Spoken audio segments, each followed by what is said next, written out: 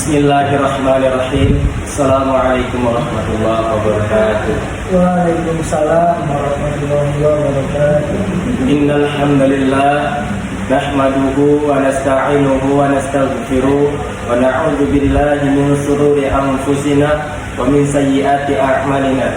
May yahdihillahu fala mudilla lahu wa may yudlilhu fala hadiya lahu. Asyhadu an la ilaha illallah wahdahu la syarika lahu wa asyhadu anna sayyidina Muhammadan 'abduhu wa rasuluh. Allahumma shalli ala sayyidina Muhammad wa ala alihi wa ashabihi ajma'in. Amma ba'd. Qala Allah ta'ala fi kitabihil karim, a'udzu billahi minasy syaithanir rajim. Ya ayyuhalladzina amanu taqullaha haqqa tuqatih wa la tamutunna illa wa antum muslimun. Ma'asyiral muslimin rahimakumullah. Puji syukur atas kehadiran Allah Subhanahu wa taala yang mana pada pagi hari ini kita masih dapat berkumpul di ruang kelas yang sama-sama kita cintai ini di kampus Darul Ulum tercinta. Salawat beriring salam tak lupa pula kita hadiahkan buat junjungan Nabi besar, yaitu baginda Nabi Muhammad Rasulullah sallallahu alaihi wasallam. Dengan senantiasa kita selalu bersalawat kepadanya, insya Allah kelak kita akan mendapatkan syafaatnya di kemudian hari kelak. Amin amin ya rabbal alamin. Khatib berwasiat kepada kita semua, terkhusus untuk diri khatib pribadi, bahwasannya tetaplah menjaga ketakwaan dan keimanan kita dimanapun kita berada.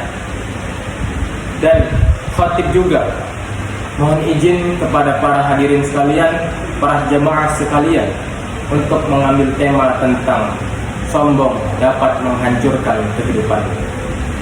Ma'asyiral muslimin rahimakumullah. Sombong adalah sifat yang sangat Allah benci. Sombong memiliki arti yang menolak kebenaran dan meremehkan orang lain. Sombong memiliki ciri-ciri, yaitu yang pertama adalah yang membanggakan diri. Yang kedua adalah merendahkan orang lain. Yang ketiga adalah yang merasa lebih baik daripada siapapun atau yang merasa lebih sempurna. Yang keempat adalah yang suka memamerkan, yang suka memewah-mewahkan dirinya sendiri. Di dalam Al-Quran surah Luqman ayat 18 Allah berfirman, a'udzu billahi minasy syaithanir rajim. Bismillahirrahmanirrahim. Wa la tusa'ir khaddaka lin-nasi wa la tamshi fil ardi maraha. Innallaha la yuhibbu kulla mukhtalin fakhur. Yang artinya, janganlah kamu memalingkan wajahmu dari manusia karena sombong. Janganlah kamu berjalan di muka bumi ini karena angkuh. Sesungguhnya Allah tidak menyukai orang-orang yang sombong lagi membanggakan diri sendiri. Quran surah Luqman ayat 18. Ma'asyiral muslimin rahimakumullah. Dari dalil di atas dapat kita simpulkan bahwasanya Allah sangat membenci orang-orang yang sombong. Allah sangat tidak menyukai orang-orang yang sombong. Bahkan Allah melaknat orang-orang yang sombong. Bahkan di dalam hadis yang diriwayatkan oleh Abdullah bin Mas'ud radhiyallahu anhu dari Nabi sallallahu alaihi wasallam, beliau bersabda, tidak akan masuk surga apabila terdapat kesombongan sebesar biji sawi di dalam diri seseorang. Hadis riwayat Muslim. Karena sombong, setan atau iblis diusir dari surganya Allah. Karena sombong, Fir'aun mati tenggelam bersama dengan para pengikutnya. Karena sombong, Qarun mati terkubur bersama dengan harta-hartanya. Dan karena sombong pula, Mustafa Kemal Atatürk mati dalam keadaan tidak diterima bumi, jasadnya dikubur di atas tanah. Na'udzubillah. Ma'asyiral muslimin rahimakumullah. Iblis diusir dari surganya Allah karena ia merasa derajatnya lebih tinggi daripada Adam. Allah memerintahkan kepada malaikat dan iblis untuk tunduk kepada Adam, namun yang tunduk hanyalah malaikat, sedangkan iblis tidak tunduk sama sekali. Iblis malah mengingkari dan melawan perintah Allah Subhanahu wa taala. Maka daripada itu Allah murka, Allah usir dia dari surganya Allah Subhanahu wa taala. Firaun mati tenggelam bersama para pengikutnya karena sombong, karena dengan tahtanya, karena dengan kekuasaannya membuat ia lupa, membuat ia sombong, karena ia merasa dirinya adalah pencipta, padahal ia hanyalah seorang ciptaan. Karena jabatannya membuat ia menjadi angkuh, karena kekuasaannya membuat ia menjadi angkuh, sehingga Allah menenggelamkan ia bersama dengan para pengikutnya.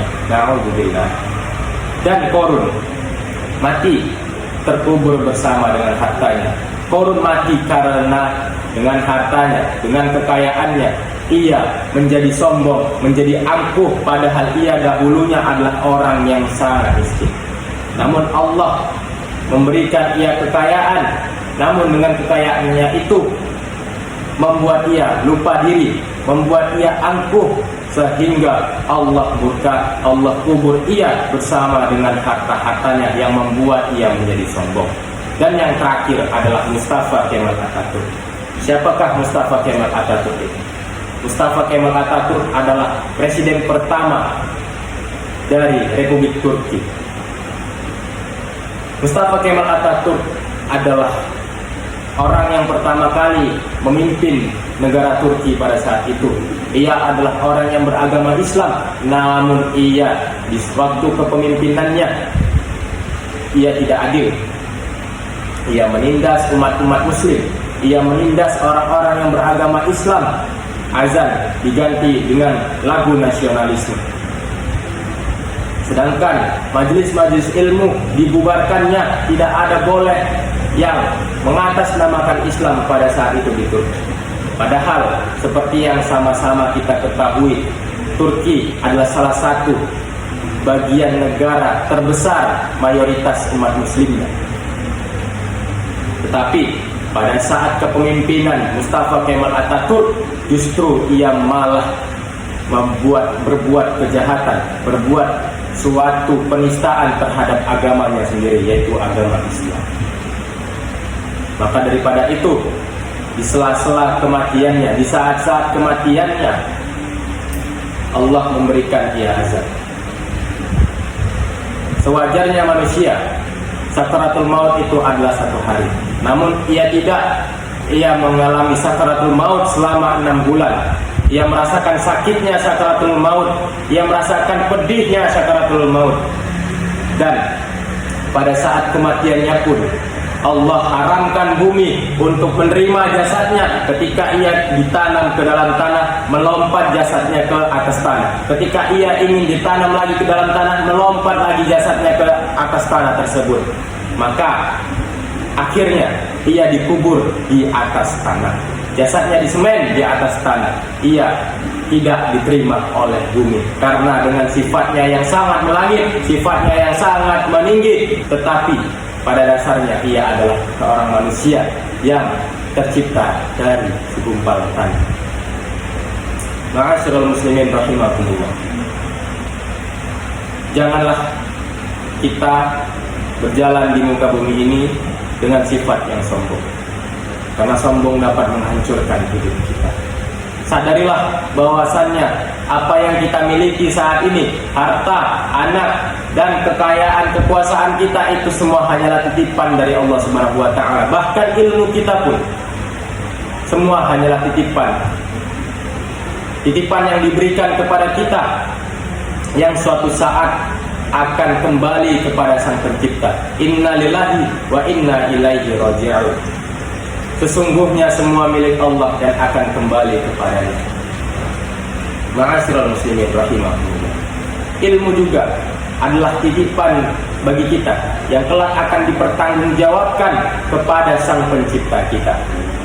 Untuk apa ilmu kita? Itu akan dipertanyakan di akhirat kelak. Di zaman sekarang banyak orang yang berilmu namun ia tidak memiliki adab. Bahkan Dalam hadis dikatakan al-adabu fauqal ilmi. Adab kedudukannya lebih tinggi daripada ilmu. Bahkan Syekh Abdul Qadir Al-Jailani juga mengatakan, aku lebih menghargai orang-orang yang beradab ketimbang orang-orang yang berilmu. Begitu mulianya apabila seseorang memiliki akhlak yang bagus, memiliki adab yang bagus. Di zaman sekarang, di zaman era modern sekarang yang apa-apa serba canggih, yang dikuasai dengan AI, ilmu membuat orang pandai dalam berbicara, namun ilmu di zaman sekarang tidak pandai membuat orang dalam beretika yang baik. Bahkan seorang pemuka agama pun memberikan contoh yang sangat tidak bagus, memberikan contoh yang sangat tidak baik terhadap jamaahnya, terhadap umatnya, terhadap masyarakatnya. Seperti yang sama-sama kita ketahui dan belum lama ini viral, seorang pemuka agama yang menyandang gelar Gus, ia mencemoohkan seorang bapak-bapak penjual es teh. Ia menghina bapak-bapak penjual es teh tersebut. Ia mengatakan bapak tersebut adalah orang yang goblok, bodoh, segala macam. Padahal seorang bapak-bapak penjual es teh tersebut hanyalah seorang bapak-bapak biasa yang ingin mencari sebuah nafkah demi menghidupkan anak keluarganya. Kalau engkau tidak bisa berpikir sehat dalam mengucapkan kata-kata atau merangkai kata-katamu, lebih baik diam. Tapi malah justru seorang pemuka agama tersebut yang menyandang gelar Gus tersebut tadi menghina dan mencemoohkan bapak-bapak penjual es teh tersebut. Mereka yang tertawa di atas pentas bersama dengan seorang pemuka agama tersebut. Mereka mengatakan itu hanyalah sebuah candaan. Ini adalah candaan yang dipertanyakan. Bagaimana seorang yang melontarkan kata-kata yang tidak pantas kepada seorang bapak-bapak penjual es teh dikatakan hanya sebuah candaan? Bagaimana itu bisa dikatakan sebuah candaan, para hadirin sekalian? Begitulah apabila seseorang yang memiliki ilmu, yang hanya pandai dalam berbicara namun tidak pandai dalam beretika. Begitulah contohnya, teman-teman sekalian. Hal ini perlu kita renungi bersama, bahwasannya setiap yang kita miliki, setiap yang kita punyai, itu semua akan kembali kepada Allah. Tidak pantas barang titipan itu kita klaim bahwasanya itu milik kita. Semua akan kembali kepada Sang Pencipta. Para muslimin rahimahullah. Demikianlah khutbah singkat yang pada pagi hari ini dapat saya sampaikan. Mohon maaf apabila di sana sini terdapat kesalahan dan kekurangan. Apabila dalam penyampaian saya terdapat kata yang menyakitkan, terdapat kata yang menyinggung hati pribadi, mohon maaf yang sebesar-besarnya kepada para jamaah dan para hadirin sekalian. Dan apabila terdapat banyak kekurangan, mungkin itu dari diri hati pribadi. Apabila terdapat kelebihan, mungkin itu datangnya dari Allah Subhanahu wa taala. Barakallahu li wa lakum fil Qur'anil azim. ونفعني وإياكم بما فيه من الآية وذكر الحكيم وتقبل مني ومنكم تلاوته إنه هو الغفور الرحيم.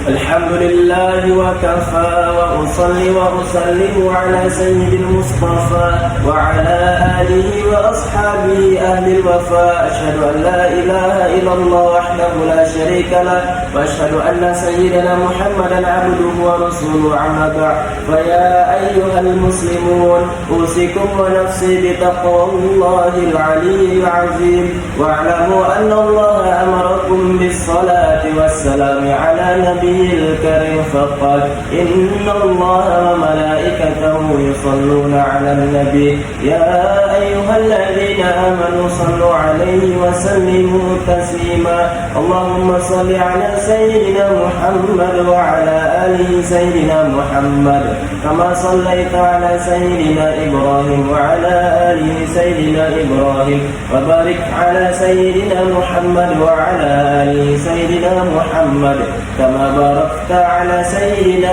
إبراهيم وعلى آله سيدنا إبراهيم إنك حميد مجيد اللهم اغفر للمسلمين والمسلمات والمؤمنين والمؤمنات الأحياء منهم والأموات إنك سميع قريب مجيب الدعوات ويا قاضي الحاجات ربنا اغفر لنا ولإخواننا الذين سبقونا بالإيمان ولا تجعل في قلوبنا غلا للذين آمنوا ربنا إنك رؤوف رحيم ربنا ظلمنا أنفسنا وإن لم تغفر لنا وترحمنا لنكونن من الخاسرين ربنا آتنا في الدنيا حسنة وفي الآخرة حسنة وقنا عذاب النار عباد الله إن الله يأمركم بالعدل والإحسان وإيتاء ذي القربى وينهى عن الفحشاء والمنكر والبغي يعظكم لعلكم تذكرون